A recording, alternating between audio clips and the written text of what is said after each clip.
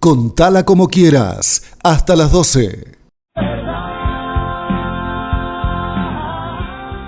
Y porque siempre tenemos esperanzas, porque ponemos las ganas, las garras, el cuerpo para que la cosa efectivamente deje de ser lo que está haciendo en este momento, y tenemos esperanzas en un futuro y creemos que tenemos también con qué enfrentar a todo este momento, no porque vayamos a enfrentarlos violentamente, justamente porque no queremos hacerlo desde lo violentos que cuesta cuando hay tanta violencia del otro lado. Pero les decía, como tenemos esas ganas de aportar a que esto en algún momento se termine, también queremos reflexionar sobre qué pasó todo este año, cómo llegamos hasta acá y cómo podemos empezar a pensar lo que se venga en adelante después de este año, que para algunos es de logros y realizaciones, y para otros muchos, no pocos, muchos,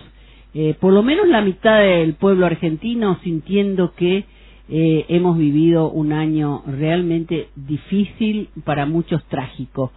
Para analizar sobre todo esto, para reflexionar juntos, lo hemos convocado a nuestro querido amigo y compañero Roberto Avínzano, antropólogo social, doctor en antropología, que siempre nos acompaña y que ahora la verdad que con entusiasmo nos dijo: sí, quiero comentar, quiero hablar, quiero decir qué estoy pensando en este momento.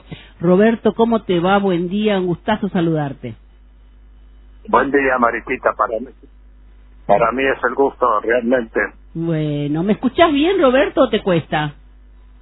Tengo un retorno de mi propia voz. A ver si logro resolver eso. A ver, ¿ahí me escuchás mejor? Sí, no, te escucho bien, sí.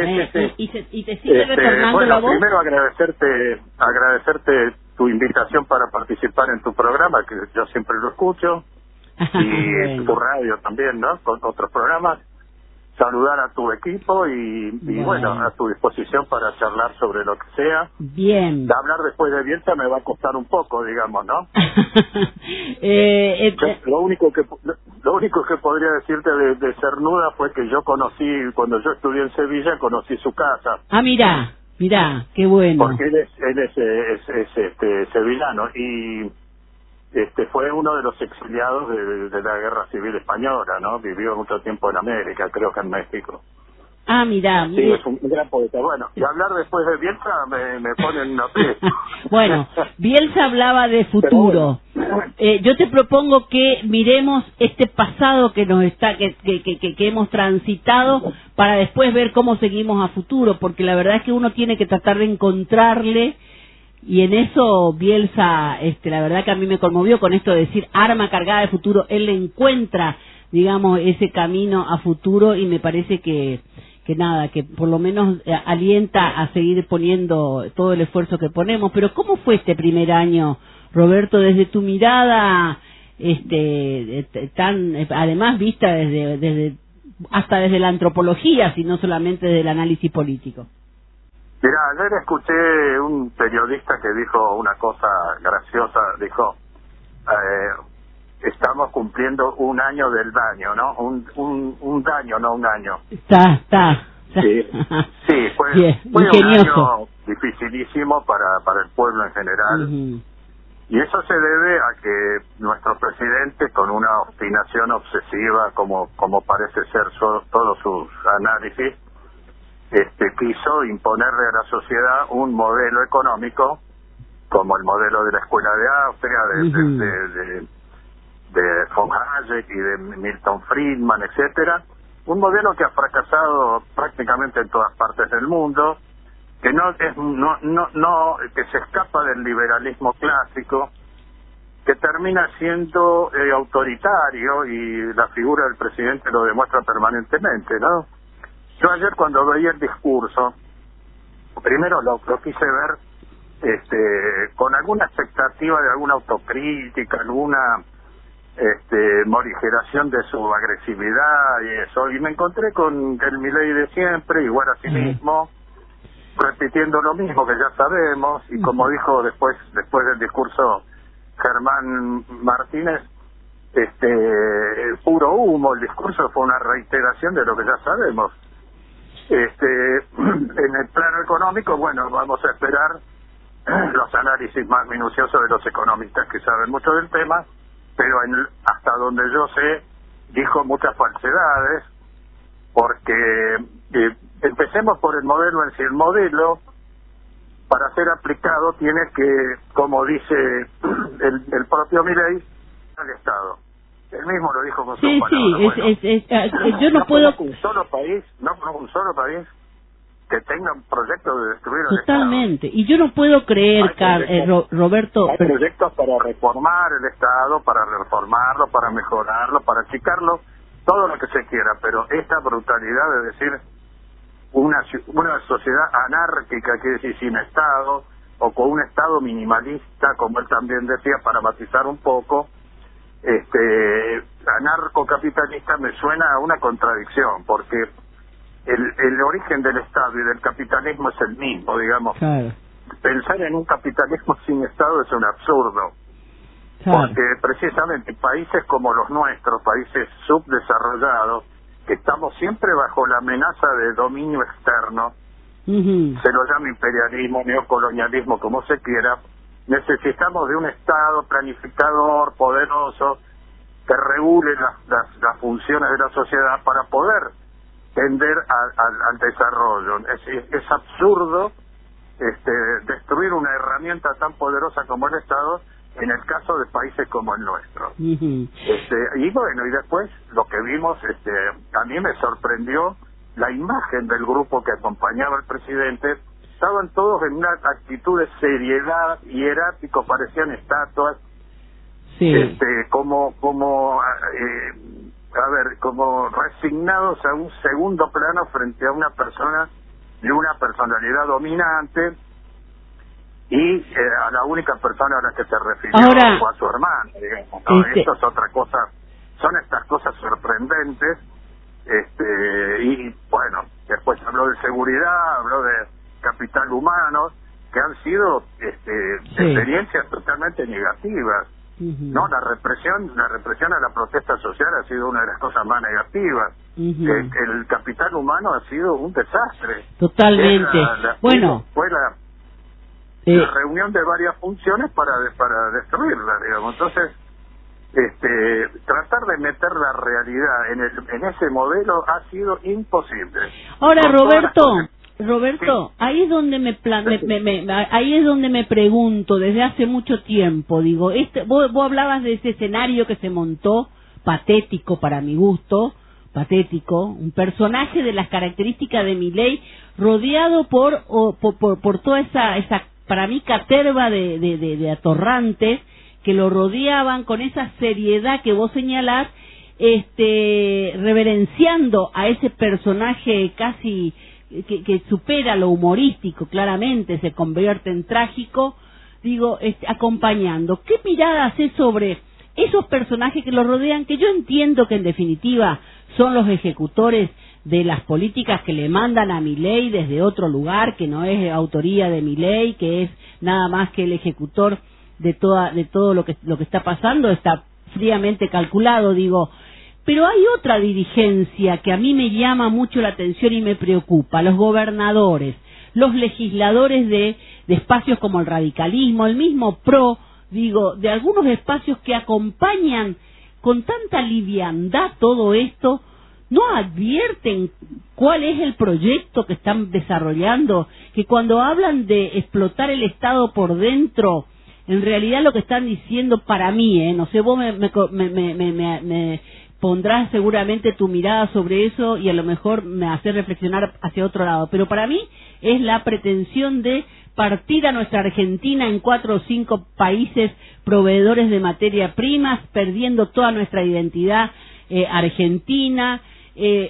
Tengo esa sensación, ojalá lo mío sea demasiado exagerado, digo, ¿no? Pero ¿qué pasa con la dirigencia que acompaña esta tragedia que estamos viviendo? ¿No la ven? ¿Realmente se esperó a que tengamos una dirigencia de esta calidad tan baja como para poder desarrollar este proyecto? No sé, te tiro esto así para que estemos juntos. Bueno, que el PRO apoye este gobierno no es de extrañar, digamos, porque de una manera mucho más morigerada y más simple, el macrismo quiso hacer lo mismo, ¿no? A mí lo que me sorprende es esta locura de ningunear a ciertos personajes que después terminan siendo sus aliados, ¿no? O decir atrocidades. Yo me acuerdo las críticas de Milei al PRO, a Macri, a Caputo, a Patricia, a Patricia Bullrich, decía cosas tremendas, pero fue suficiente que necesitara esos votos y pactó lo que fuera. Entonces una persona como Bullrich, que había salido tercera, que terminó saliendo tercera, no fue al balotaje, termina teniendo un poder enorme en el Poder Ejecutivo, es una ministra del Poder Ejecutivo con poder. Es decir, no fue elegida por la gente. Exactamente. Es lo que tanto hablan de que están ahí porque fueron elegidos por la gente y la democracia. La democracia está siendo totalmente adulterada. Estamos en un momento que hablar de democracia es casi humorístico, te digo, porque pasan este tipo de cosas. ¿Cómo puede ser que la gente llegue al Congreso y no cumpla con el mandato de los votos? Y entonces hablo concretamente de los radicales. Lo de los radicales es tremendo porque se han iba a decir una palabra medio grosera, pero no me quiero contagiar con algunos. Se han olvidado, digamos, de sus tradiciones institucionalistas, democráticas, etcétera. Ya lo hicieron en otras oportunidades también, ¿no? Pero bueno, en esta, que parece mucho más urgente y más compleja, se podía esperar otra cosa del radicalismo, y el radicalismo se volcó a apoyar este proyecto de una manera, pensemos en De Loredo, esos tipos que parecen más de Milei que radicales. No, absolutamente. Por suerte apareció un grupo disidente, crítico, que puede ser que haga algo, digamos, pero sí, es sorprendente. El Congreso está lleno de este tipo de traiciones y de negociaciones, los lobbies y no sé porque no lo puedo probar, pero bueno, se habla de coimas y de dinero que se ha enviado a las provincias a cambio de votos, digamos. Bueno, eso habría que probarlo, pero yo tengo la sospecha, y tengo todo el derecho como ciudadano de hacerlo, tengo la sospecha de que hubo un intercambio de favores, ¿no? Yo te doy plata y vos me votás. Hay que ver la lista de dinero que mandó el Estado a las provincias y después cómo votaron esos provincianos. Esto es muy sencillo, están las listas, etcétera. Bueno, la provincia de Misiones fue la que recibió, digamos, no es casual, todos los legisladores misioneros, ni uno se salva de haberle dado todas las herramientas para que hoy la producción de yerba mate esté atravesando la tragedia que atraviesa, digamos, ¿no? Y solamente vemos declamaciones y declaraciones de apoyo, pero en definitiva fueron y le pusieron el voto ahí para que esto se produzca, ¿no? Sí, pero además, escuchame, la provincia de Misiones fue la que más plata recibió, ¿eh? Sí, por eso te decía, es la que más dinero recibió. Fue la que más plata recibió. Y entonces ahí es donde uno entiende, ahora, también digamos, a dónde va a parar también esa plata, porque no le resuelve el problema a los productores, no le resuelve el problema a los docentes, no le resuelve el problema a los empleados de la administración pública. No, hasta la policía le dice un paro. Tal cual. Ahora, Roberto, toda esta realidad que vos estás describiendo, desde la antropología, por ejemplo, la antropología social, ¿por dónde se investigaría este hecho? Que hasta muchos hablan de Argentina está haciendo un tubo de ensayo, digamos, porque también convengamos que esto tiene que ver con un proyecto global, digo. ¿Cómo se analiza esto? ¿Cómo se llega a una sociedad a tirar el tiro en el pie, como dicen algunos, por ser lado, como señalás vos? Mirá, la antropología siempre se ha especializado a través de muchísimas décadas, desde sus orígenes, en el siglo XIX, a estudiar pequeñas sociedades, ¿no? Sociedades primitivas, que se llamaban entonces, sociedades campesinas, de grupos urbanos, etcétera. Pero el desarrollo de lo que se llama la antropología de las sociedades complejas es mucho más reciente dentro del campo antropológico. Pero los métodos son, mirá, a ver, se me ocurre en este momento, no sé si algún colega me está escuchando y después vamos a discutir, pero la antropología está procediendo en las sociedades complejas de una manera inversa a cómo procede Milei con la economía. Vamos a ver, voy a tratar de explicarlo. A ver. Milei tiene un modelo, ¿no es cierto? Un modelo económico. Abstracto, totalmente abstracto, que está todo basado en información estadística, matemática, modelos, algoritmos, todo eso. Y no ve la realidad. Claro. No ve la realidad, no ve lo que está pasando en la economía real, porque está haciendo un camino absolutamente equivocado. La economía es una ciencia social como las demás ciencias sociales, no es una ciencia exacta. Claro. No puede simplemente quedarse en la abstracción de un modelo. Tiene que estudiar la realidad concreta, no con métodos estadísticos ni con encuestas que cada vez son más fallidas, porque la gente contesta cualquier cosa. Es cierto. En un mundo donde está reinando la mentira, la gente contesta según las circunstancias. Ahora, la antropología, ¿qué tendría que hacer? Al revés. La antropología parte de la sociedad, parte de la sociedad concreta. Y entonces ahí empieza recién a trabajar con un campo de mayor abstracción para poder entender la complejidad de una sociedad que está obviamente dividida en infinidad de funciones, segmentos, lucha de clases, lucha de sectores, etcétera, digamos. Ahora, la antropología no está tan desarrollada como debería estar, se me ocurre. Yo en este momento estoy trabajando mucho sobre el tema geopolítica y me doy cuenta que casi toda la bibliografía que yo encuentro buenísima sobre lo que está pasando en el mundo en este momento, por ejemplo en Medio Oriente o en Ucrania, etcétera, tiene muchísimos autores muy valiosos, pero no aparecen antropólogos que tengan estudios realmente de fondo, profundos, sobre, por ejemplo, las ideologías, ¿no? Ahora se habla de la batalla cultural. La batalla cultural es una palabra para mí equivocada. No hay una batalla cultural, porque la cultura es todo lo que el hombre fabrica, todo. Entonces, cuando hablamos de cultura, hablamos desde las herramientas hasta las creencias religiosas. Lo que hay es una lucha ideológica. No hay que tenerle miedo a esa palabra, es una lucha ideológica. Son concepciones del mundo, concepciones de la sociedad. Las ideologías tienen valores, tienen ética, son proyectos que aspiran a pasar a la realidad, a la práctica. Entonces, hablar de batalla cultural es para mí es una trampa. Hay que hablar de ideología, porque las ideologías siempre están referidas a un sector de la sociedad. Ahora, entonces, si el capitalismo le quiere imponer su ideología al resto de la sociedad, no es una batalla cultural, es una batalla entre esas ideologías, porque se supone que lo peor que le puede pasar a la sociedad es tener la ideología del que lo está dominando, digamos.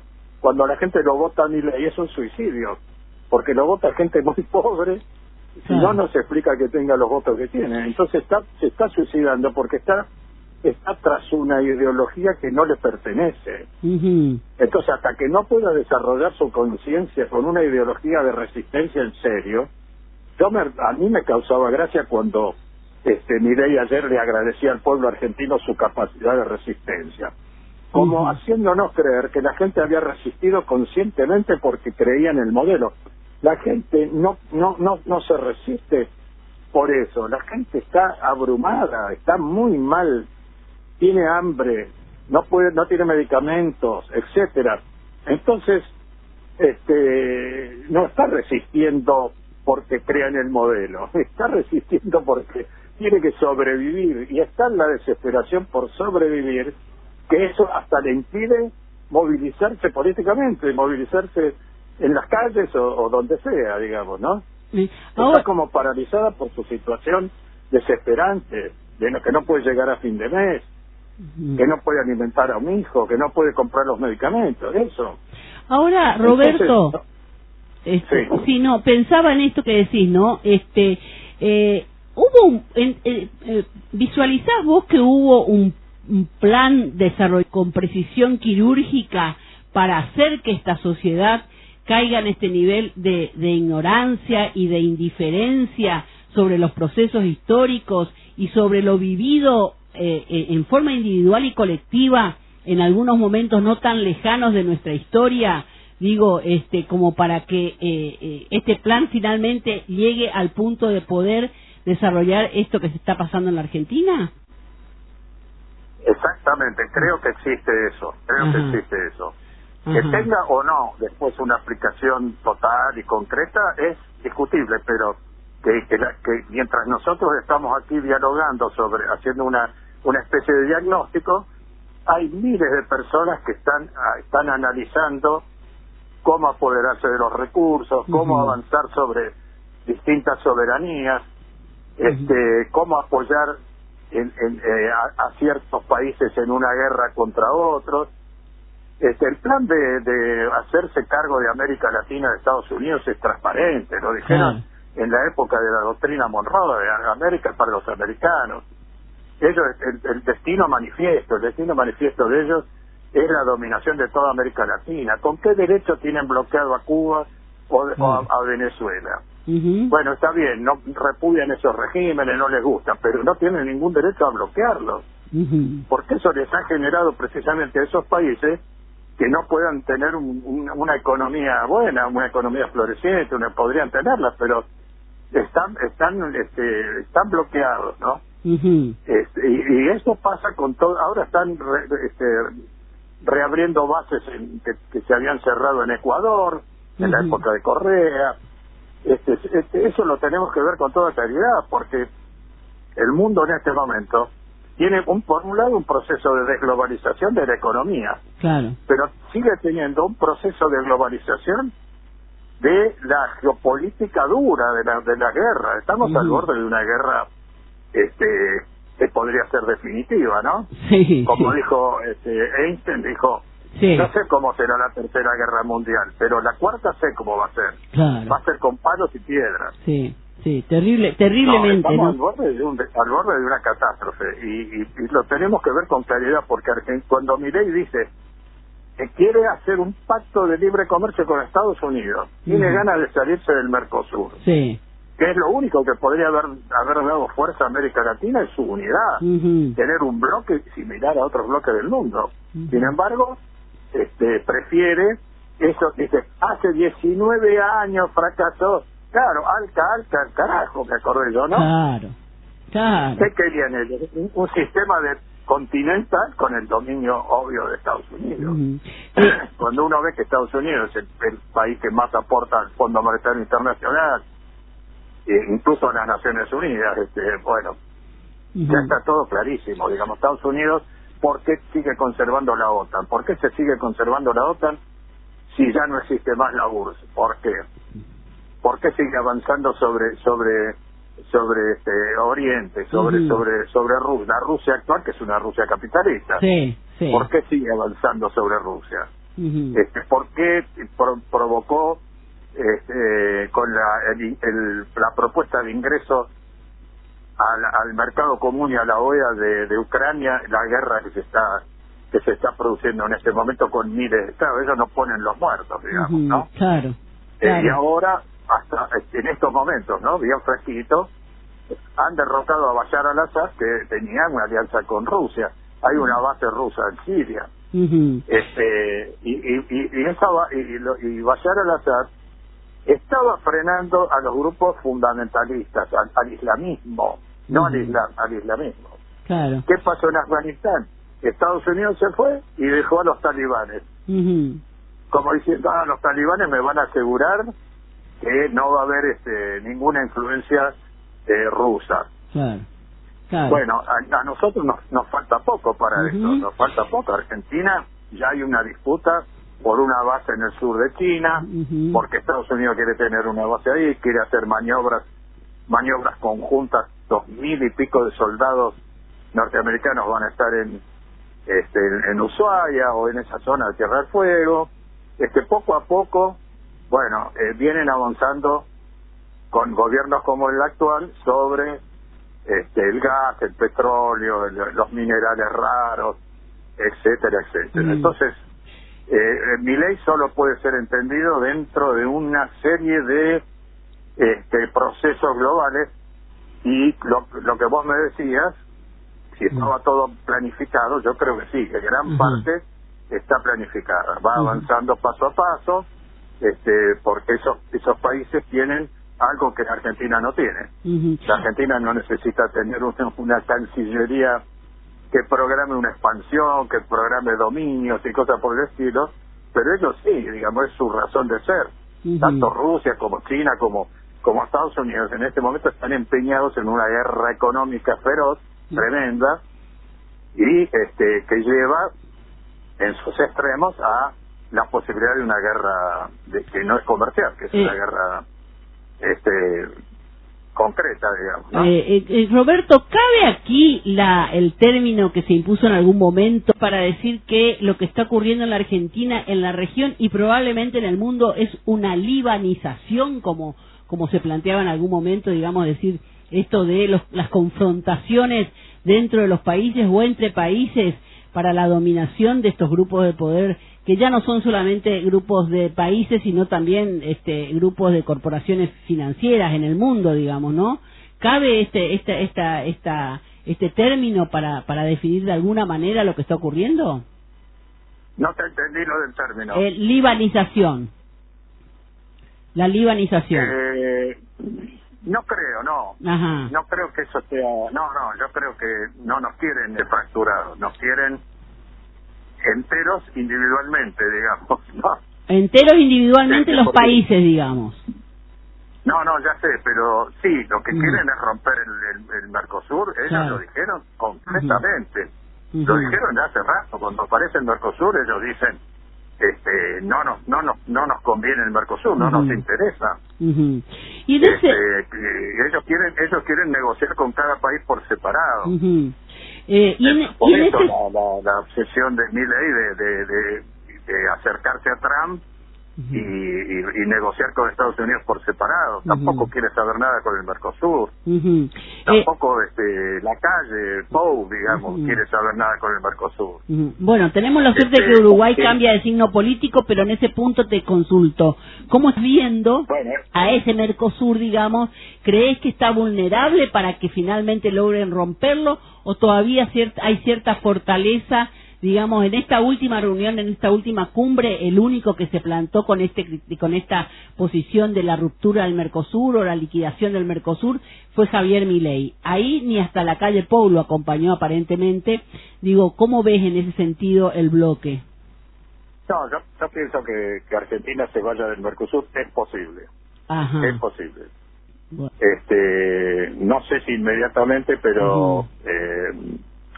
tampoco sé si se pueden romper algunos convenios que ya existen, protocolos, acuerdos, porque el Mercosur es muchas cosas. Hay infinidad de proyectos en común que no sé si se pueden romper todos y nos podemos desligar de todos, pero que la vocación de Milei sería separarse, no tengo ninguna duda. No tengo ninguna duda, porque lo dijo ayer con toda claridad. Sí, eso está claro. Un tratado de libre comercio con Estados Unidos. Sí. No, eso está claro, digo. Más claro, imposible. Y en ese punto, ¿cómo ves, por ejemplo, a Lula? ¿Lo ves fortalecido? Según señalaba él mismo, sus economías, más allá de las devaluaciones que se están produciendo en Brasil, estaría en este momento en un buen momento, digamos, de desarrollo de la industria. ¿Crees que Lula tiene que ser muy inteligente para pilotear esta época, porque él llega con una alianza con grupos de centro? No es un gobierno que podríamos decir de izquierda ultra, ni mucho menos, digamos, ¿no? Es un gobierno reformista. Yo le tengo mucha admiración a Lula, pero hay una base de población que por algo votó por Bolsonaro, digamos, ¿no? Y yo creo que la figura de Bolsonaro y esa visión pro norteamericana que hay en muchos sectores de la economía y de la sociedad brasilera, no nos olvidemos que cuando termina la Segunda Guerra Mundial, esto está en un famoso libro de Vivian Trías, cuando termina la Segunda Guerra Mundial, Estados Unidos, para afianzar su dominio y establecer un orden mundial, frente a la Unión Soviética, privilegia inversiones muy fuertes en algunos países, Japón, Israel, y en América Latina a Brasil. Hizo grandes inversiones en Brasil, que le produjo a Brasil un desarrollo importante de la industria, mucho más importante del que hubo en la Argentina. No estoy hablando de calidad, sino de cantidad. Un gran desarrollo industrial, que después le costó la cabeza a João Goulart. Cuando Goulart llega al gobierno, 1964, hay un golpe de Estado y se implanta una dictadura que duró muchísimos años, porque Goulart simplemente lo que hizo fue llamar a una reforma agraria. Donde las primeras tierras que se iban a repartir eran las de él, acá en Río Grande do Sul, y después terminó en el exilio y murió en el exilio. No lo dejaron avanzar más. Y las Fuerzas Armadas brasileñas son muy próximas a las Fuerzas Armadas norteamericanas, a Estados Unidos. Así que yo creo que lo de Lula es muy difícil. Lula puede avanzar, pero con mucha precaución, hacer los cambios que tenga que hacer, y ahora tiene algo a favor, que es su papel muy importante en los BRICS. Y los BRICS son una novedad que Estados Unidos está considerando con lupa y telescopio y microscopio, porque si los BRICS realmente se consolidan, ¿no? Es un grupo muy poderoso, porque tiene un porcentaje de la economía mundial muy alto, y porque en este momento están por dejar de usar el dólar, van a tener una moneda de los BRICS para comerciar entre ellos. Bueno, de hecho Rusia empezó, ¿no? Estados Unidos rechaza absolutamente. Claro, no, obviamente. Está preocupadísimo por esto, por el tema de la dolarización. Le encanta que haya países que se dolaricen, como hizo Ecuador, por ejemplo, ¿no? Claro. Con un asesor muy bueno que tuvo, que se llamaba Cavallo. Sí. Ahora, Roberto, en este contexto, veo que, por ejemplo, Rusia ya está empezando a hacer transacciones, dejando el dólar a un costado y en otras monedas, y por otro lado, el panorama que me estás pintando, la verdad es que es gravísimo y es muy preocupante, y sobre todo por este momento en la Argentina, donde hay claramente una decisión de profundizar sobre todo esto que vos estás señalando que se quiere hacer con todos los países. ¿Qué expectativas podemos poner en el futuro, sobre todo en el futuro inmediato, para que esto no se profundice al punto de que no haya vuelta atrás en algún momento? ¿Cómo estás viendo la posibilidad de salida de esto? En principio en la Argentina, lo geopolítico por ahí se complica un poco más, porque finalmente, de acuerdo a lo que haga Milei, también después va a haber que recomponer muchas de las relaciones para recomponernos geopolíticamente como el país que supimos ser en algún momento. ¿Qué pasa con este futuro inmediato y por ahí no a tan largo plazo o a mediano plazo? Yo creo, y te podría contestar con cierto optimismo, que si la oposición real, la verdadera, no la que se vende, sino la oposición real, se uniera y diseñara un proyecto alternativo, porque no puede llegar al poder sin tener un proyecto en este momento, un proyecto de reconstrucción de todo lo que se está destruyendo, un proyecto de reformular nuestras relaciones internacionales, etcétera, etcétera, digamos. Yo creo que podríamos ser un poco optimistas con eso. Ahora, en cuanto al tema del dólar y esto, ayer hubo algo muy interesante, porque en ningún momento del discurso él habló de dolarización. Pero dijo que dijo lo siguiente, que cuando se levante el cepo o desaparezca el Banco Central, la gente va a poder hacer transacciones en la moneda que quiera, o sea, una libertad total para usar la moneda que se quiera. Entonces, ¿en qué quedamos? ¿O la dolarización o esa libertad de usar la moneda que se quiere? Yo creo que si acá empezáramos a usar el yuan o el rublo o lo que sea, sería sería imposible, digamos, ¿no? Porque la preeminencia del dólar es absoluta. Entonces, lo verdadero es privilegiar el dólar. Eso de que cualquiera va a poder usar la moneda que quiera es totalmente relativo y hasta falso, te diría.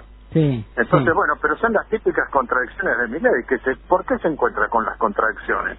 cuando la realidad no le entra en ese modelo abstracto del que hablábamos hace un rato, tiene que entrar en contradicciones, tiene que desdecirse de cosas que son imposibles. No puede dolarizar, no puede levantar el cepo, etcétera, etcétera.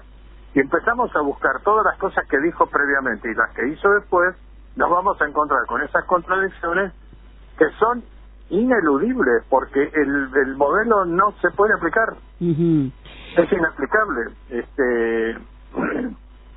Pero en fin, habló tantas veces del amigo. Fíjate vos que ayer en el discurso, en el momento en que él habla de la deuda que heredó, sí, atrás de él estaba sentado con una cara muy seria, claro, sí, es una cosa. Entonces, de cada uno que hablaba como si los demás fueran todos, bueno, dejemos de lado y poco humorísticamente la cara de Karina, que esta señora me parecía Morticia de los Adams, ¿no? Es una cara totalmente hierática y seria, y todos los demás estaban como parecían estatuas. Pero esa cara, Milei hablando de la deuda, y atrás Caputo, cuando Caputo no dio todavía explicaciones, ni Macri, ni ninguno de ese grupo, ¿qué pasó con ese dinero? ¿Qué pasó con esa monstruosa deuda que nos dejó para no sé, para 100 años? Y que con este ritmo no la vamos a poder pagar nunca, con esta economía. Te está mostrando que ahí están todas las contradicciones, están dadas por la imposibilidad de aplicar ese modelo. Yo creo que es eso. No se pudo mantener en todas sus propuestas recto, en una línea recta, porque no había caso, digamos. Y está rodeado de gente. Yo veía todo ese grupo, ¿no? Adorni, Petovelo, todo es un grupo que es inexplicable. Es inexplicable. Sí, totalmente. Porque, como dijo hace poco en una visita que estuvo acá en la Facultad de Ciencias Exactas, Claudio Lozano, yo estuve charlando con él después y hablábamos de la imposibilidad de entender lo que está pasando con las categorías tradicionales nuestras para analizar la política. Estamos ante fenómenos que exigen una forma de hacer una lectura de la realidad nueva. Y eso nos está costando, porque también nos cuesta para ver cómo podemos oponernos a este proceso. Digamos. Tal cual. Y vos hablabas de la necesidad de que la oposición seria, la oposición en serio, digamos, articule en ese punto. ¿Cómo estás viendo nuestra oposición, Roberto, que nos preocupa también a muchos? El campo nacional y popular, ¿cómo lo estás observando? Porque ahí también hay una preocupación para muchos. A nivel nacional, me parece muy auspicioso que se haya reunido algunos de la gente más importante del justicialismo. Pero bueno, el justicialismo hay que ver si tiene la capacidad. Es probable que la tenga, pero tendría que diseñar una estrategia muy inteligente para poder atraer a otros grupos que no son justicialistas, a los que están desencantados de otros partidos, algunos radicales. Pensemos que el peronismo histórico se nutrió de muchos radicales, los de Forja, el primer vicepresidente, etcétera, etcétera. Bueno, hay que atraer a todos los sectores de oposición, ¿no? Sin exclusiones, como decía Perón, ¿no? Sin sectarismo ni exclusiones. No podemos ser sectarios en este momento. En este momento el objetivo debe ser frenar esa locura y hacerlo tratando de profundizar la democracia, porque en este momento no se puede hablar de ninguna revolución, ningún proceso revolucionario, porque eso no es posible. Entonces, lo que sí es posible es luchar dentro de la democracia, profundizando la democracia, sacándola de este pantano en el que está en este momento, donde todo es igual a todo, se puede decir cualquier cosa, todos mienten, todos negocian, etcétera, etcétera. Sí, realmente. Entonces yo creo que esa lucha es profundizar la democracia, y para eso hay que tener una mente muy abierta y una capacidad de movilización y de trabajo, de salir a la calle, de ir a hablar a donde sea. Hay que trabajar mucho. Y en ese punto, ¿cómo la estás viendo a Cristina, que también está generando mucha polémica, su presidencia dentro del PJ, dentro de ella asumiendo, la presidencia del PJ formalmente, digo, pero ha generado una discusión hacia adentro del campo nacional y popular, no solamente dentro del PJ, digo, porque claramente lo que pase dentro del Partido Justicialista impacta también en este proyecto nacional y popular, como lo damos en llamar, digo, y su candidatura primero y ahora su presidencia genera algunos debates. ¿Cómo la estás viendo a ella en este momento? A ver, yo siento por Cristina una gran admiración, así que siempre la voy a ver bien, digamos, ¿no?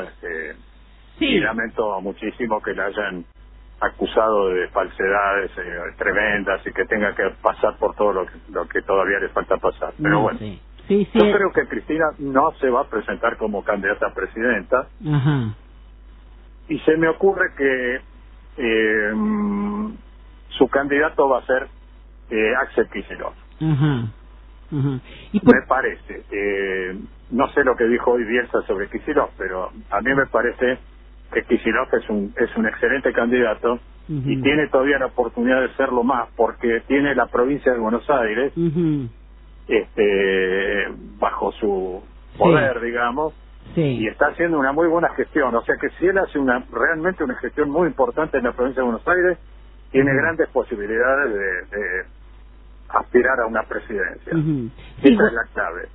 Ahora, por ejemplo, ayer o anteayer hizo una propuesta de encargarse de la provincia de Buenos Aires de Aerolíneas Argentinas, que me pareció una jugada muy fuerte y muy inteligente y muy interesante. Tal cual, totalmente. Claro, lo que pasa es que el gobierno no le va a dar no le va a dar a Kicillof ese poder de tener pero no deja de ser un gesto, digamos, que lo muestra del lado de los intereses populares, digamos, los intereses del pueblo. Además le va a poner a todos los gobernadores en contra, ¿no? Porque es la provincia de Buenos Aires, ¿no? Que se queda con todos.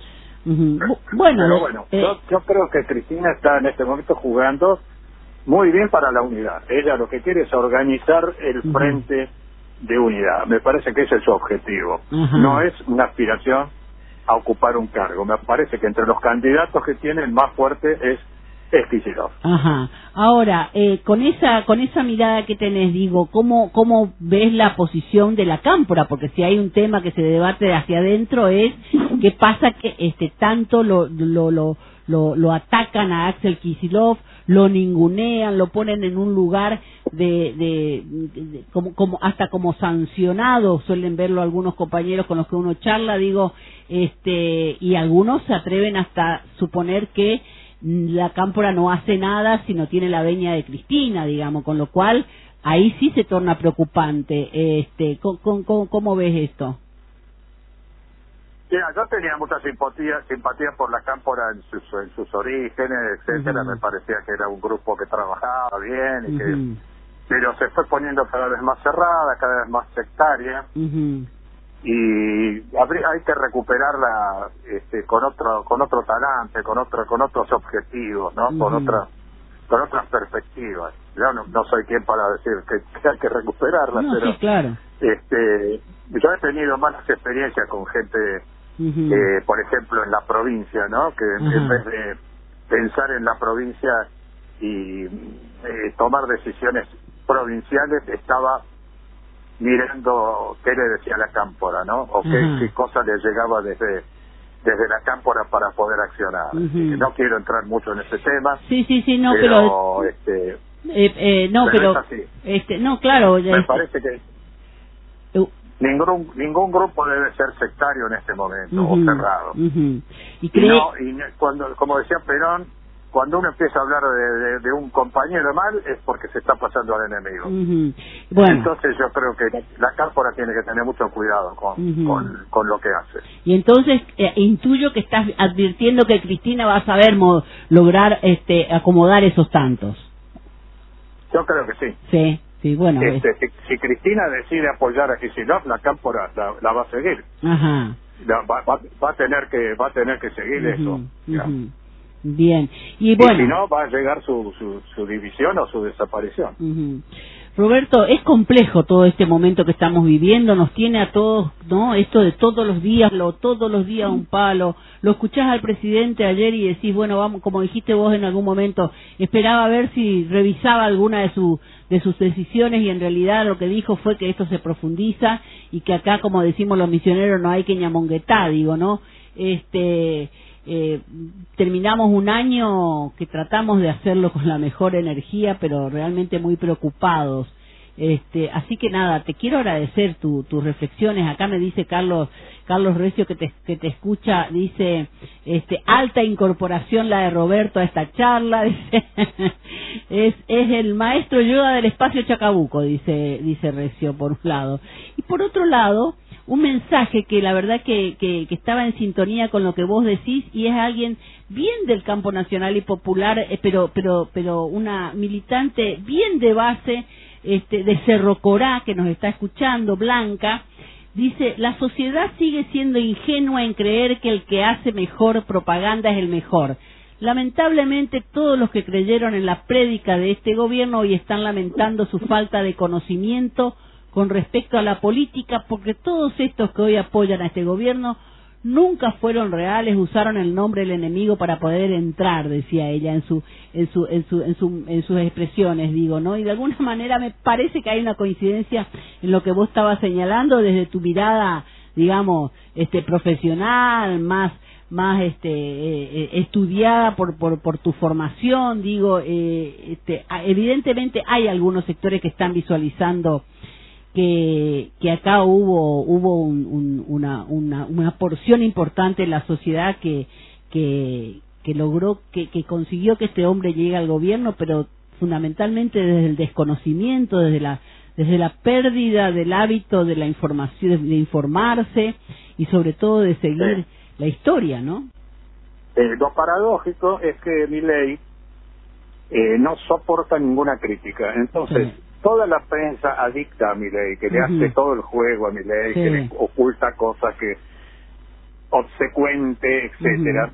Si hace una mínima crítica, como le pasó a Bonelli o como le pasó a otros, una mínima crítica, ya es un zurdo de mierda, ya es un marxista. Es un disparate, digamos. Todo el que no está con él es marxista, es comunista, no sé qué.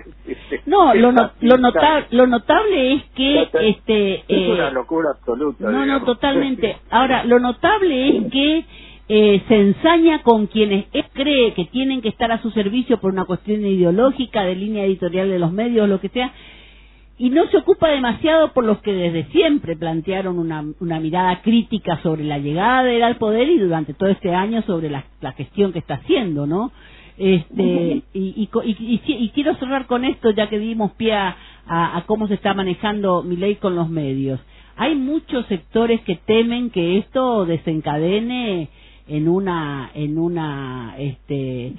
actitud mucho más autoritaria de la que ya está planteándose, que pueda llevar a una situación en el país que otra vez la violencia se instale como manera de dirimir, digamos, la política, y ahí aparece la represión que vos la señalaste como uno de los hechos trágicos de este año. Digo, ¿cómo creés vos que puede llegar un momento en que finalmente tanta violencia desparramada desde el mismo presidente de la nación termine impactando en los sectores que, sin apoyarlo y siendo muy críticos, pero todavía manteniendo una actitud de observación, de crítica democrática, en algún momento pueda derivar en alguna situación de violencia desde estos sectores no mileístas?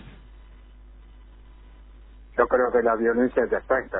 Le quisieron matar a Cristina. Es cierto, le pusieron horcas y bolsas de esas donde se envuelven los muertos. Han paleado a los jubilados, les tiraron gas pimienta a una nena. Más claro imposible. La violencia es que la gente no pueda comer, ya está. Por eso digo, la violencia está instalada desde ese lugar. Ahora, hay un sector de la sociedad que seguimos apelando a llamar a la reflexión, a que se entienda, a que se comprenda que hay herramientas democráticas para poder cambiar esta realidad. Desde ese sector todavía hay una actitud de respeto por las lógicas democráticas. La misma Cristina, que fue la apuntada por un revólver, que nos la mataron por la casualidad y esas cosas del destino, que uno termina haciéndole creer que en serio hay algo más allá, digo, ¿no? Pero desde este otro lado, claramente todavía eso está, no sé si reprimido, pero sí contenido, digo, ¿no? Hacia esa violencia me refiero, ¿no? Si finalmente no vamos a terminar apelando a la misma violencia que nos imponen ellos, ¿no? Yo no descarto que haya violencia desde abajo hacia arriba y desde arriba hacia abajo. Desde arriba hacia abajo ya existe. Claro.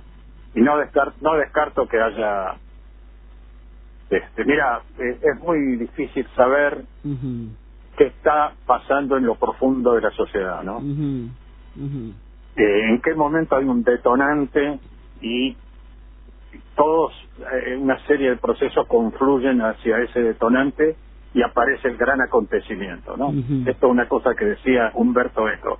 Sí. Aparece el gran acontecimiento que nadie preveía. Yo me acuerdo el día que estalla el Cordobazo. Yo estaba en mi casa en Buenos Aires y estaba totalmente preocupado por la situación de la dictadura y etcétera, etcétera. Y entonces dije, me voy a poner a pintar mi dormitorio. Y me puse a pintar el dormitorio y estalló el Cordobazo en ese momento. Y me sacó de esa tarea y me puse, no podía dejar de escuchar lo que pasaba. Claro. Totalmente. Bueno, y la casa, el cuarto quedó sin pintar ahí no sé cuántos días. Pero nadie preveía que eso iba a estallar de esa forma. Nadie preveía la dimensión que tuvo, que volteó un gobierno, gobierno dictatorial. Es cierto, es cierto. Así que yo no sé, mira, me cuesta pensar en este momento. Yo preferiría que las cosas se vayan solucionando con la menor violencia posible.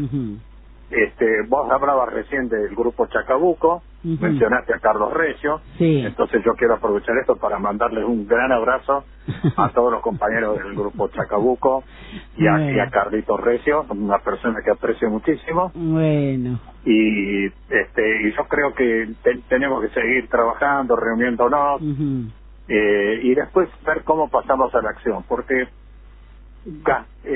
dedicarse mucho a reflexionar y diagnosticar y todo eso está muy bien, pero hay un momento en que hay que pasar a actuar. Es cierto. Entonces, ¿se actúa desde la política oficial o se actúa desde movimientos sociales o como sea? Pero hay que pasar a la realidad a través de la práctica, ¿no? La práctica es lo que puede llegar a cambiar las cosas. Así es. Bueno, en ese proceso estamos y estamos dándole toda la energía, así que nada, nos encontraremos pronto otra vez, no solamente debatiendo, sino proyectando esa acción de la que estás hablando. Roberto, te agradezco muchísimo esta charla, valiosísima para la oyentada. Por lo pronto, acá me dice Luis Alberto, dice, qué bueno escuchar estas reflexiones, uno siente que no está solo en lo que siente. Bueno, mira vos, ¿no? Acá Osvaldo también dice, bueno, un saludo a Roberto, a Vinza, no me conoce, pero lo suelo seguir y escuchar cuando en alguna oportunidad los entrevistaron ustedes en la radio. Bueno, gracias Osvaldo por estar ahí. Así que bueno, Roberto. Yo me siento muy agradecido y honrado por haber estado en tu programa. Por favor. Y a todos tus oyentes, por supuesto que la mayoría los conozco, una gran parte. Les mando a todos un gran abrazo. Muchísimas gracias. Bueno, gracias a vos, Roberto. Un abrazo grande. Hasta pronto. Chau, chau. Adiós. Chau. Sabes que hay que soltar, jugarnos por la verdad.